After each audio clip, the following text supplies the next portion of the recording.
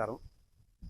11/6/2025 సంవత్సరం బుధవారం రోజు అనగా రేపు ఉదయం 7 గంటలకి ఏరువాక పౌర్ణమి సందర్భంగా రైతులందరూ వర్షాలు సమృద్ధిగా కురవాలని, పంటలు పుష్కలంగా పండాలని, రైతులందరూ సుభిక్షంగా ఉండాలని రైతుల ఆహ్వానాన్ని మన్నించి గౌరవనీయులు కోవూరు కాన్స్టిట్యున్సీ ఎమ్మెల్యే వేమిరెడ్డి ప్రశాంత్ రెడ్డి గారు ఉదయం 7 గంటలకి విడవలూరు మండలం చౌకుచెర్ల గ్రామంలో పూజా కార్యక్రమంలో పాల్గొని రైతులందరూ బాగుండాలని దేవుణ్ణి ప్రార్థిస్తారు.